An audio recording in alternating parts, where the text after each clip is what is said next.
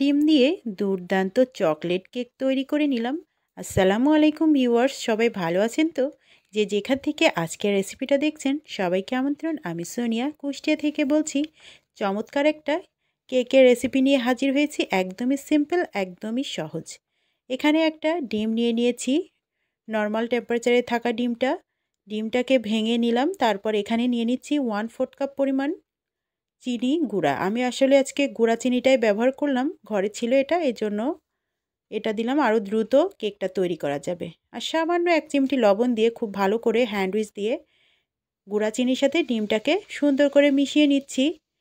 হঠাৎ করে বাচ্চারা যখন বায়না ধরে বিকেলে, তখন কেকের বায়না ধরলে কিন্তু এভাবে আপনারা ঝটপট একটা ডিম দিয়ে কেক তৈরি করে নিতে পারেন। আমার ছোট বাচ্চাটাও বায়না ধরেছিল, তো ভাবলাম একটা ডিম দিয়ে শর্টকাট তৈরি করে দেই। তো আমি খুব ভালো করে ডিমের সঙ্গে চিনি গুঁড়াটা মিশিয়ে নিলাম। তারপর এখানে দিয়ে দিচ্ছি 1/4 কাপ পরিমাণ রান্নার তেল। এখানে সয়াবিন তেলটা দিয়ে দিলাম, দিয়ে খুব ভালো করে মিশিয়ে নিচ্ছি। তারপর এখানে বাদবাকি সব উপকরণগুলো অ্যাড করব। এখানে আমি এবার দিয়ে দিব ময়দা। ঠিক একইভাবে মেজারমেন্ট কাপের 1/4 কাপ পরিমাণ ময়দা ব্যবহার করছি। আর যেহেতু চকলেট কেকের বায়না ধরেছে, তো ভাবলাম ঘরে অল্প, খুব বেশি না, অল্প মনে হয় হয়তো 2 থেকে 3 টেবিল চামচ পরিমাণ হবে কোকো পাউডার ছিল, সেটা দিয়ে দিলাম। চকলেট কেকটার টেস্ট এসে যাবে।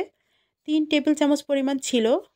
তারপর ময়দা, কোকো পাউডার ডিমের মিশ্রণের সাথে খুব ভালো করে মিশিয়ে নিচ্ছি হ্যান্ড উইচ দিয়ে।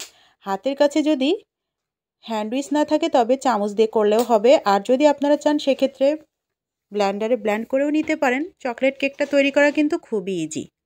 খুব ভালো করে মিশিয়ে নিলাম। আর যদি মনে হয় ময়দাটা একটু চেলে নেবেন, সেক্ষেত্রে আরও বেটার হবে, একটু চেলে নিতে পারেন। খুব ভালো করে মিশিয়ে নিলাম। তারপর এখানে দিয়ে দিচ্ছি হাফ টিস্পুন দিয়ে দিচ্ছি বেকিং পাউডার, আর তার থেকে আরেকটু কম সামান্য একটু দিয়ে দিচ্ছি বেকিং সোডা। দিয়ে খুব ভালো করে মিশিয়ে নিলাম। আমার কিন্তু কেকের ব্যাটারটা রেডি হয়ে গিয়েছে। শেষ পর্যায়ে এখানে দিয়ে দিচ্ছি সামান্য একটু ভ্যানিলা এসেন্সটা অ্যাড করলাম যাতে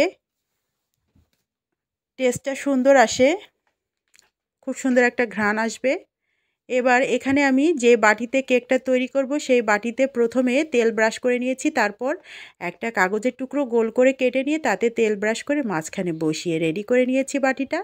এখন আগে থেকে তৈরি করে রাখা কেকের ব্যাটারটা ঢেলে দিচ্ছি বাটির মধ্যে।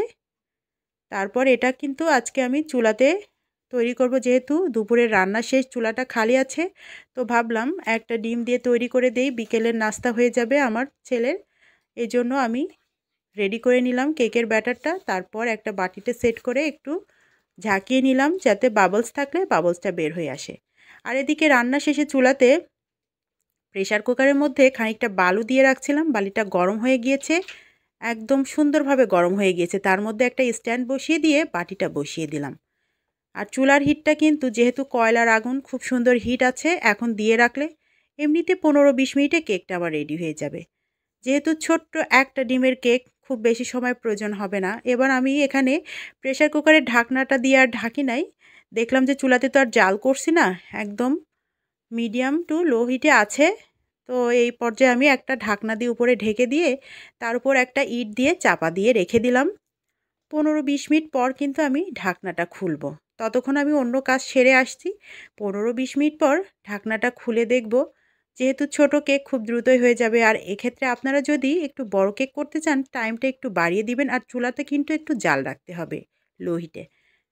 আমি কিন্তু 20 মিনিট পর এসে দেখি কেকটা পারফেক্টভাবে হয়ে একদম রেডি হয়ে আছে। তারপর আমি একটু চেক করেই নিলাম টুথপিক দিয়ে, দেখছি সুন্দর হয়ে গিয়েছে। তারপর কেকটা আমি একটু ঠান্ডা করে নিলাম। চারপাশটা একটু চাকু দিয়ে ছাড়িয়ে নিয়ে কেকটা আমি একটা প্লেটে ঢেলে নিচ্ছি। আমার কেকটা একদম রেডি হয়ে গিয়েছে চকলেট কেকটা। বাচ্চারা বায়না ধরলে ঘরে থাকা উপকরণ দিয়ে শর্টকাট কিন্তু এভাবে আপনারা তৈরি করে নিতে পারেন। আজকের ভিডিওটা যদি বন্ধুদের ভালো লেগে থাকে অবশ্যই আমার সাথে থেকে যাবেন। সবাইকে অসংখ্য ধন্যবাদ কেকের রেসিপিটা দেখার জন্য। ভুল ত্রুটি হলে অবশ্যই ক্ষমা সুন্দর দৃষ্টিতে দেখবেন। আল্লাহ হাফেজ।